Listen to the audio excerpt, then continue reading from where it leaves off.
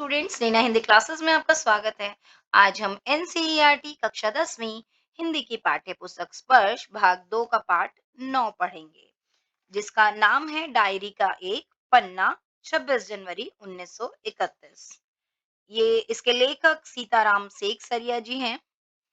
तो बच्चों, ये आपको पता है कि अंग्रेजों से देश को मुक्ति दिलाने के लिए बहुत सारे आंदोलन चलाए गए, ठीक है ना, ताकि हमारा देश आज़ाद हो सके और अंग्रेज़ों से हमें मुक्ति मिल सके। उसके लिए बहुत सारे आंदोलन चलाए गए, जिसमें बहुत सारे भारतीयों ने बढ़-चढ़ कर भाग लिया, ठीक है? तो इस पाठ में के लेखक जो हैं सीताराम सेकसरिया जी, वो आज़ादी की कामना करने वाले इन्हीं अनंत लोगों में से एक है, जो देश की आज़ादी चाहते थे, ठीक है?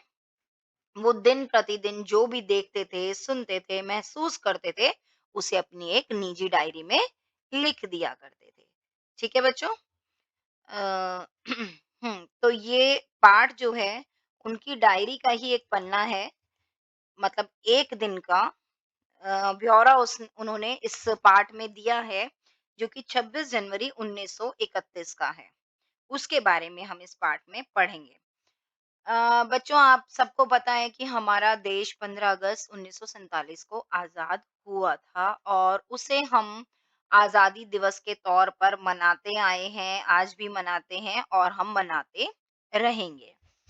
लेकिन ये बात आपको शायद ही पता हो कि जब हमारा देश आज़ाद नहीं हुआ था, हम उनके अंग्रेज़ों के गुलाम थे, तब भी 26 जनवरी 1930 को पहली बार स्वतंत्रता दिवस पूरे भारत में मनाया गया था। ठीक है? तो पहली बार 1930 में मना लिया गया था स्वतंत्रता दिवस, जो कि बहुत ज़ोरों-शोरों से मनाया गया था। फिर दूसरा स्वतंत्रता दिवस, मतलब दूसरी बार जब अगला साल आया, अगला 26 जनवरी 1931 में आया, ठीक है ना? 30 में पहला मनाया गया था, फिर 1931 में मनाया गया, जो कि कलकत्ता में बहुत ज़ोरों-शोरों से मनाया गया। पूरे कलकत्ता ने इसे बहुत जोश-खरोश के साथ मनाया। तो लेखक सीताराम सेकसरिया जी ने उसी के बारे में हमें इस पाठ में बताया है कि किस प्रकार से पूरे कलकत्ता में इस दिवस को मनाया गया 1931 में, जबकि हम आज़ाद नहीं हुए थे। ये मनाया गया था उनको ये बताने के लिए कि हम हमारे अंदर कितनी एकता है और हम कितना कुछ कर सकते हैं, उन्हें डराने के लिए और अपनी ताकत दिखाने के लिए। तो आइए बच्चों, इस पाठ को शुरू करते हैं। डायरी का एक पन्ना।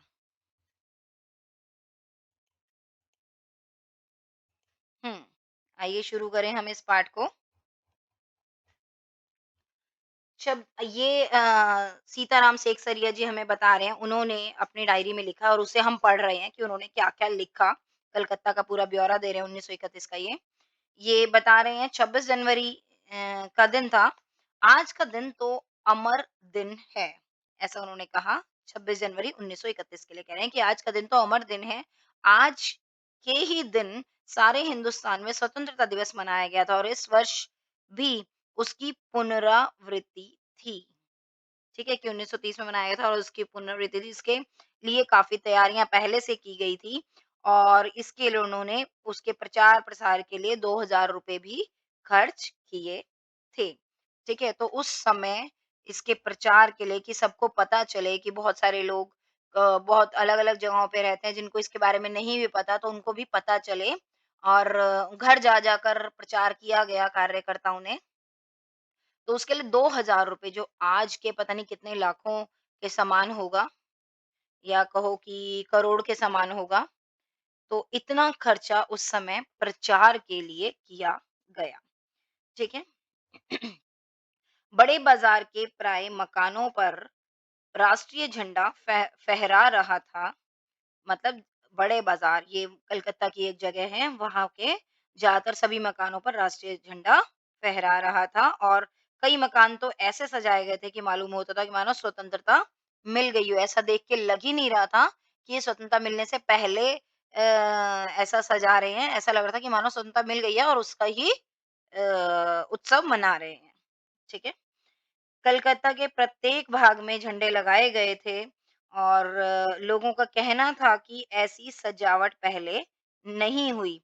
पुलिस किसकी थी? अंग्रेजों की थी, है ना? तो वो अपनी पूरी ताकत से शहर में गश्त मतलब कि पुलिस के कर्मचारी जब पहरे देने के लिए इधर-उधर घूमते हैं, उसे बोला था कि मतलब वो सारे में पहरा दे रहे थे, घूम रहे थे ताकि जो भी ये उत्सव मनाया जा रहा था, प्रदर्शन होने थे, जुलूस निकलने थे, सजावटें हो रही थी, सभाएँ होनी थी, उन सबको रोका जा सके और ये उत्सव ना मनाने दिया जाए। इसके लिए पुलिस पूरी ताकत से कोशिश कर रही थी। ठीक है? और मोटर लारियों में गोरखे और सार्जेंट प्रत्येक मोड़ पर तैनात किए गए थे, यही सब रोकने के लिए। ठीक है? और बहुत सारी लारियाँ इस तरीके से ही शहर में घुमाई जा रही थी। घुड़सवारों का भी प्रबंध किया गया था और कहीं पर भी उस दिन ट्रैफिक पुलिस नहीं थी। क्यों? क्योंकि सारी ट्रैफिक पुलिस को इसी काम में लगा दिया गया था और बड़े-बड़े पार्कों और मैदानों को पुलिस ने सवेरे से ही उस दिन घेर लिया था। ठीक है? ताकि वहाँ पर कोई सभाएँ ना हो सकें। ठीक है बच्चों? समझ में आ रहा है सबको? तो सभी लोग भारतवासी जो थे और कलकत्ता वासी खास तौर पर, वो पूरी तैयारियां कर रहे थे इस दिन को मनाने के लिए, ठीक है, इस दिवस को अच्छे से मनाने के लिए। लेकिन जो अंग्रेजी सरकार थी, उनकी जो पुलिस थी, वो अपनी पूरी ताकत लगा रही थी इसको रोकने के लिए। ठीक है? आगे हम पढ़ते हैं मॉन्यूमेंट के नीचे जहाँ शाम को सभा होने वाली थी। मॉन्यूमेंट एक जगह थी कलकत्ता में कि वहां पर शाम को एक सभा होनी थी, एक मीटिंग होनी थी। उस जगह को तो भोर मतलब सुबह, सुबह 6 बजे से ही पुलिस ने बड़ी संख्या में घेर लिया था। पर तब भी कई जगह तो भोर में ही झंडा फहराया गया था। ठीक है, पुलिस ने घेर लिया था सुबह से ही कि ताकि यहाँ पे ना झंडा फहराया जाए और ना ही यहाँ पर कोई सभा हो सके। श्रद्धानंद पार्क में बंगाल प्रांतीय विद्यार्थी संघ के मंत्री थे जिनका नाम था अविनाश बाबू। उन्होंने झंडा गाड़ा तो पुलिस ने उनको पकड़ लिया कि उन्होंने झंडा कैसे गाड़ दिया। मतलब पुलिस भी पूरी कोशिश कर रही थी कि ये रोक सके सब कुछ। ठीक है, और लोगों को मारा और कुछ लोगों को हटा दिया। ठीक है, इस तरीके की कोशिश पुलिस कर रही थी। तारासुंदरी पार्क में बड़ा बाजार कांग्रेस कमेटी के युद्ध मंत्री हरिश्चंद्र सिंह झंडा फहराने गए पर वे भीतर ना जा सके। उनको उस तारासुंदरी पार्क में अंदर नहीं जाने दिया। झंडा फहराने तो गए थे लेकिन उनको उस पार्क में अंदर नहीं जाने दिया। ठीक है, वहां पर काफी मारपीट हुई और 2-4 आदमियों के सिर तक फट गए। ठीक है, फिर आगे बता रहे हैं कि 11 बजे मारवाड़ी बालिका विद्यालय की अ, हाँ, विद्यालय का नाम क्या था? मारवाड़ी बालिका विद्यालय। उस विद्यालय की लड़कियों ने अपने विद्यालय में झंडोत्सव मनाया, मतलब झंडा फहराने का उत्सव मनाया। ठीक है बच्चों, समझ में आ रहा है? हुँ। और जानकी देवी मदालसा भी वहाँ पर आदि भी वहाँ पर गई थी। ठीक है? और वहाँ पर जगह-जगह पर फ़ोटो खींचे जा रहे थे। ठीक है? और बहुत सारे 2-3 बजे तक तो कई आदमियों को पकड़ लिया गया था जिसमें मुख्य तौर पे पूर्णो दास और पुरुषोत्तम राय थे। सुभाष बाबू के जुलूस का भार पूर्णो दास पर था। ठीक है? सुभाष बाबू को जो जुलूस निकालना था उसका पूरा भार किस पर था? पूर्णो दास पर लेकिन वो उसका प्रबंध पहले ही कर चुके थे। जगह-जगह से स्त्रियाँ जुलूस निकाल रही थी और मॉन्यूमेंट के पास जैसा प्रबंध भोर में था, सुबह था, वैसा करीब 1 बजे तक नहीं रहा क्योंकि बहुत सारी रोक अलग-अलग तरीके से लगाई जा रही थी। ठीक है बच्चों? ये चीज़ हो रही थी। अच्छा। आगे बता रहे हैं कि 3 बजे से ही मैदानों में हज़ारों आदमियों की भीड़ लगने लगी। मैदान में कितने 3 बजे से हज़ारों आदमियों की भीड़ होने लगी और लेकिन पुलिस कमिश्नर जो था उन्होंने उनका नोटिस ये निकल चुका था कि अमुक-अमुक मतलब फलाना-फलाना धारा के अनुसार कोई भी सभा नहीं हो सकती। ठीक है? उन्होंने ये नोटिस निकाल दिया कि कोई सभा नहीं हो सकती। जो लोग काम करने वाले थे, उन सबको इंस्पेक्टर के द्वारा नोटिस और सूचना दे दी गई थी। ठीक है? कि यदि अगर आप सभा में भाग लेंगे, तो दोषी समझे जाएँगे। इधर उन्होंने नोटिस निकाला लेकिन मॉन्यूमेंट के नीचे ठीक 4:24 पर झंडा फहराया जाएगा और स्वतंत्रता की प्रतिज्ञा पढ़ी जाएगी। ये सब पूरा तैयारी की गई और लेकिन ऐसा पहले कभी नहीं हुआ था कि खुला चैलेंज दिया हो कि कोई सभा की जाएगी। इससे पहले कभी भी किसी सभा की ऐसी तैयारी नहीं की गई थी, जो खुला चैलेंज है करके मतलब उधर पुलिस ने नोटिस निकाल दिया कि ऐसा नहीं करना और यहाँ पर जो टीम थी जो भारतीयों की उन्होंने भी कह दिया कि ऐसा होगा। तो ऐसा खुला चैलेंज पहले कभी नहीं दिया गया था किसी सभा के लिए। ठीक है बच्चों? समझ में आ रहा है? ठीक 4:10 पर सुभाष बाबू जुलूस लेकर आए। ठीक है? उनको चौरंगी पर ही रोका गया, लेकिन भीड़ की अधिकता के कारण पुलिस जुलूस को रोक नहीं पाई। कोशिश करी, लेकिन रोक नहीं पाई।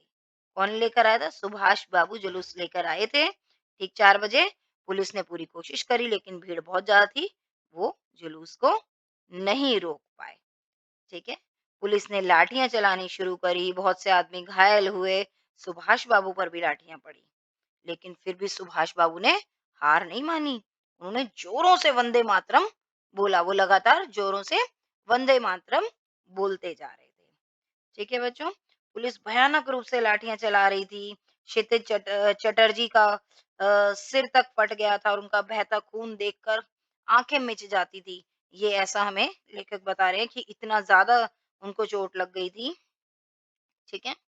उधर स्त्रियाँ मॉन्यूमेंट की सीढ़ियों पर चढ़ा चढ़ झंडा फहरा रही थी। ठीक है? स्त्रियाँ क्या कर रही थी? झंडा फहरा रही थी, मॉन्यूमेंट की सीढ़ियों पर चढ़कर और घोषणा पढ़ रही थी। ठीक है?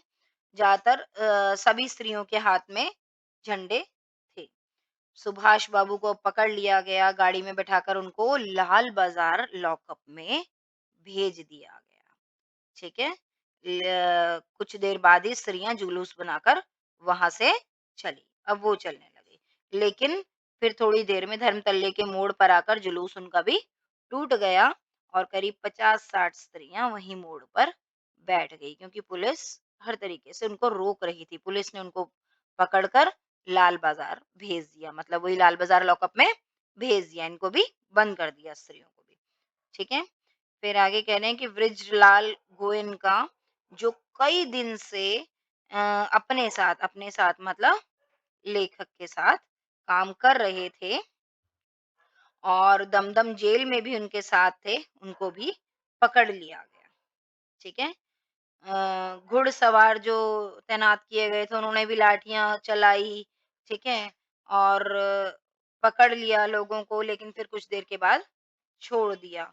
200 आदमियों का जुलूस बनाकर लाल बाज़ार गया और वहाँ पर गिरफ्तार हो गया।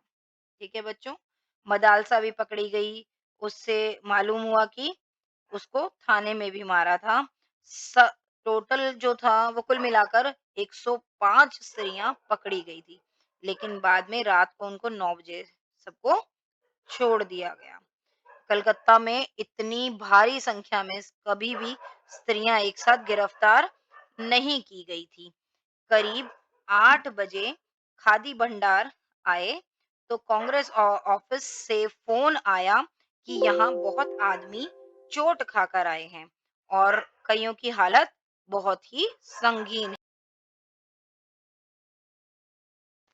हम्म कुल मिलाकर जो थी वो 150 स्त्रियां थी जो पकड़ी गई थी और लेकिन बाद में रात को 9 बजे सबको छोड़ दिया गया। कलकत्ता में आज तक कभी भी इतनी स्त्रियां एक साथ गिरफ्तार नहीं की गई थी और करीब 8 बजे खादी भंडार आए तो कांग्रेस ऑफिस से फोन आया कि यहाँ बहुत आदमी चोट खाकर आए हैं और कई ऐसे थे जिनकी हालत बहुत ही संगीन थी, बहुत ही खराब थी और उनके लिए गाड़ी चाहिए थी। तो उनका इलाज किया गया, उनको बहुत चोटें लगी हुई थी जो कि डॉक्टर दास गुप्ता थे, उनकी देख-रेख में उनका ख़्याल रखा गया। ठीक है? अ, अस्पताल गए, लोगों को देखने से मालूम हुआ कि 160 आदमी तो अस्पताल में पहुँचे और जो लोग घरों में चले गए, वो अलग हैं कि इतने तो आदमी वहाँ पहुँचे और बहुत सारे जिनको चोटें लगी थी, वो घर में भी अपने जा चुके थे। इस प्रकार 200 घायल ज़रूर हुए हैं, पकड़े गए आदमियों की संख्या का पता ही नहीं चला कि कितने पकड़े गए। फिर आगे वो बताते हैं कि आज तो जो कुछ हुआ वह अपूर्व हुआ है।